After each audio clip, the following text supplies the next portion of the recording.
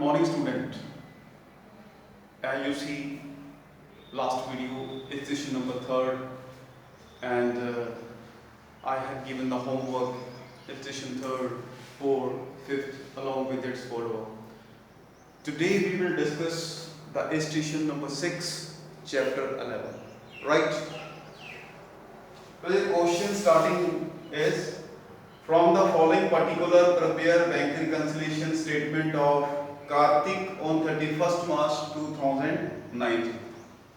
अब स्टूडेंट यहाँ पे आप ये जो बना रहे हो BRS, ये है मिस्टर कार्तिक का, और ये क्वेश्चन के अंदर आपको यहाँ पे बैलेंस दिया है पासबुक का, credit balance as per passbook 15,000, right. अब कैश बुक का डेबिट बैलेंस अगर लिखा है कैश बुक का, तो उसका मीनिंग होएगा कि अपन ने बैंक में पैसे डिपॉजिट कराए। अगर हमारी कैश बुक का डेबिट बैलेंस है तो पासबुक का बैलेंस क्रेडिट होएगा। मीनिंग दोनों का सेम रहेगा कि ये भी हमारी डिपॉजिट है। हमारा डेबिट प्लस होता है और बैंक का प्लस कौन सा होता है, क्रेडिट। हम कैश बुक में माइनस कौन सी साइड मानते हैं, जो क्रेडिट वाली है, लेकिन बैंक वाले माइनस साइड कौन सी मानते हैं, डेबिट वाली। इसलिए कैश बुक का डेबिट बैलेंस या पासबुक का क्रेडिट बैलेंस सेम मीनिंग है, ये आपकी ही डिपॉजिट है। तो बैंक में पासबुक क्या दिखा रही है कि 15,000 का आपका बैलेंस है, आपकी डिपॉजिट है, राइट। और ये लिखा हुआ है Kartik had issued cheque amounting ₹8,000 of which check amounting to 3,200 have so far been presented for the payment।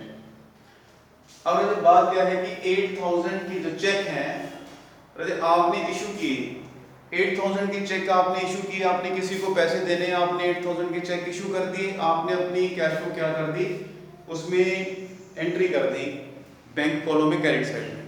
अब आपकी कैश को क्या दिखा रही है कि पैसा बैंक से 8,000 चला गया, लेकिन एक्चुअल में इस मार्च के महीने में बैंक में पैसे लेने के लिए कितने बंदे आए, सिर्फ 3,200।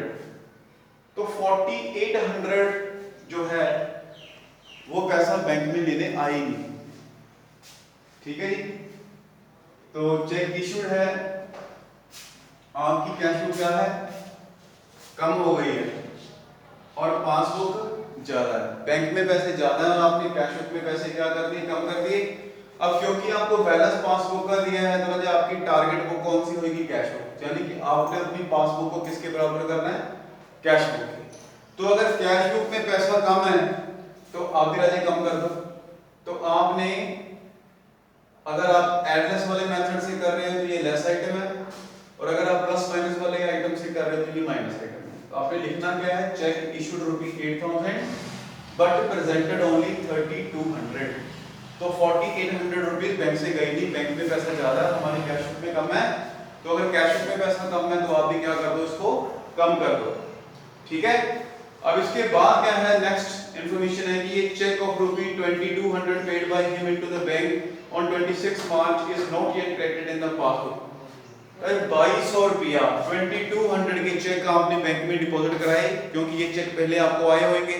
जब आपको ये चेक मिले, आपने कैश बुक की लेफ्ट साइड यानी कि डेबिट साइड में बैंक कॉलम में एंट्री कर दी। उसके बाद ये चेक देने के लिए आप कहां चले गए, बैंक में। एंट्री पहले कर दी आपने कैश बुक में, जिसका मीनिंग है कि पैसे बैंक में आ गए। लेकिन जब हम ये पैसे चेक के लिए बैंक में लेकर गए तो बैंक ने ये कैरी नहीं किए, कोई ना कोई रीजन रहा होगा। तो बैंक में पैसे कम है और आपने कैश बुक में पैसे क्या कर लिए, ज्यादा कर लिए। तो अभी आप पासबुक को ठीक कर रहे हो तो आपने कैश बुक को देखना है, अगर कैश बुक में पैसे ज्यादा हो गए तो आप भी ज्यादा कर दो। तो एडलेस मेथड से कर रहे हो तो ये ऐड आइटम है, आपने लिखना क्या है, cheque deposit but not credited. 2,200 आपने पॉजिटिव यानी कि प्लस में डाल देने हैं। अगर एडलेस वाला मेथड है तो आप इसे ऐड करोगे, अगर प्लस माइनस वाला मेथड है तो आप इसे प्लस किया करोगे। अब ये नेक्स्ट इंफॉर्मेशन है कि he had also received a check of ₹500 which also entered by him in the bank column of the cash book was omitted to paid into the bank। अब आपने 500 का चेक रिसीव किया और bank में deposit कराना भूल गए। जब हम चेक रिसीव करोगे तो कैश बुक में भी एंट्री करोगे, तो कैश बुक की साइड क्या होगी, ये बढ़ गई है, कैश बुक में पैसा आ गया है। आपकी कैश बुक क्या दिखा रही है कि पैसा बैंक में आ गया। पर क्योंकि चेक आपने बैंक में डिपॉजिट नहीं कराया इसलिए बैंक में पैसा कम है, ठीक कर रहे हो, अगर कैश बुक में पैसा ज्यादा है तो आप भी क्या करोगे, ऐड करोगे। तो यहाँ पे ऐड आइटम क्या लिखोगे, cheque receive but meter to deposit 500। Student ये बात आपने याद रखनी है कि जहां पे मैं ऐड लिख रहा हूं वो एक्चुअल में प्लस को शो कर रहा है, जहां पे मैं लेस लिख रहा हूं वो माइनस को शो करता है। आप कोई भी मेथड यूज कर लो, एडलेस वाला यूज कर लो चाहे प्लस माइनस वाला यूज कर लो। अगर प्लस माइनस वाला यूज कर रहे हो तो जो ऐड वाली आइटम है वो प्लस आइटम समझ लेना, जो लेस आइटम है उसे माइनस आइटम समझ लेना, ठीक है जी। अगर आपका सिंपल बैलेंस है डिपॉजिट तो हमेशा वो प्लस में लिखनी है आपने स्टार्टिंग में जो बैलेंस लिखा जाता है, और अगर आपका बैलेंस लोन है तो स्टार्टिंग में वो प्लस में नहीं लिखना, वो ऑलवेज आपने माइनस में लिखना, बस ये बात याद रखना। अब नेक्स्ट इसमें मेरे पास इंफॉर्मेशन है कि on 30 March cheque for ₹1570 received by him was paid into the bank what metered same to be entered in the cash book। और यदि आपको चेक मिला और आपने बैंक में डिपॉजिट करवा दिया लेकिन उसको कैश बुक में नोट नहीं किया, तो चेक अगर बैंक में डिपॉजिट करवा दिया तो नेचुरली ये पैसे बैंक में आ गए हैं आपके अकाउंट में, बट आपने कैश बुक में नोट नहीं किया। आपकी कैश बुक क्या दिखा रही है कि पैसे बैंक में आएंगे, तो आपकी कैश बुक कम है और पासबुक ज्यादा है। आप पासबुक को ठीक कर रहे हो, कैश बुक के बराबर करोगे तो ये क्या होएगा, माइनस आइटम होएगी।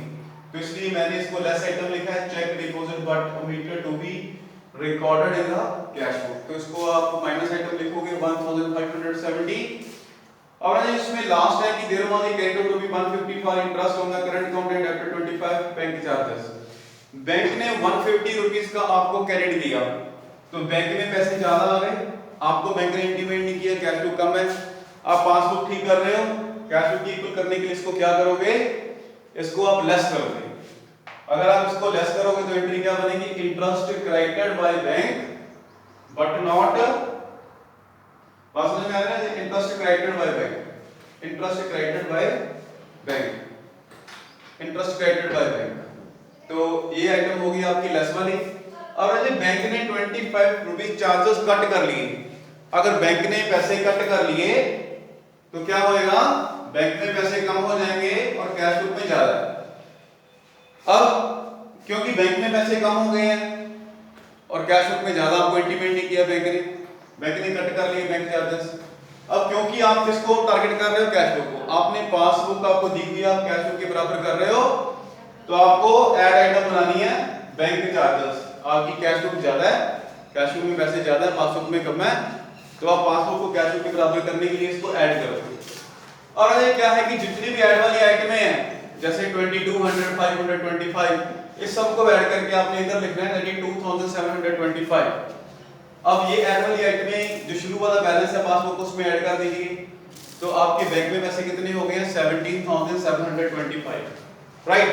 अब जो लेस वाली आइटमें है 150 4800 1570 तीनों को ऐड करके अब यहां लिखिए।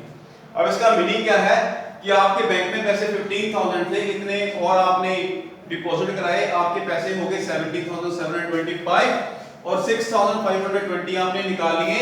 अभी भी आपकी बैंक में कितने पैसे हैं, 11205। ऊपर अगर बैलेंस पासबुक का दिया है तो जो नीचे बैलेंस निकलेगा वो कैश बुक का निकलेगा। क्यों? क्योंकि आप अपनी पासबुक को किसके इक्वल कर रहे हो, कैश बुक के। अब स्टूडेंट ये है हमारी इलस्ट्रेशन नंबर 6 चैप्टर नंबर 11। और आज आपने साथ में इसकी जो फॉलो अप है वो सेल्फ ट्राई करनी है। एग्जांपल नंबर जो 7 है वो भी सेल्फ ट्राई करनी है और इसके साथ जो 7 की फॉलो अप है वो भी आपने करनी है। ये आपका होमवर्क है, दोबारा सुन लीजिए। इलस्ट्रेशन 6 आपने करनी है, इसकी फॉलो अप सेल्फ करनी है। इलस्ट्रेशन 7 बिल्कुल इसी के साथ सेम टॉपिक पे है, वो आपने सेल्फ करनी है एग्जांपल नंबर 7। और एग्जांपल नंबर 7 की फॉलो अप भी आपने सेल्फ करनी है। और जितना भी आपको जो होमवर्क मिल रहा है वो डेली की डेली आप किया करें, ठीक है। और जब भी मैं डिमांड करूं आपसे, मुझे उसकी जो स्नैप है वो इमीडिएटली सेंड किया करें। Thank you.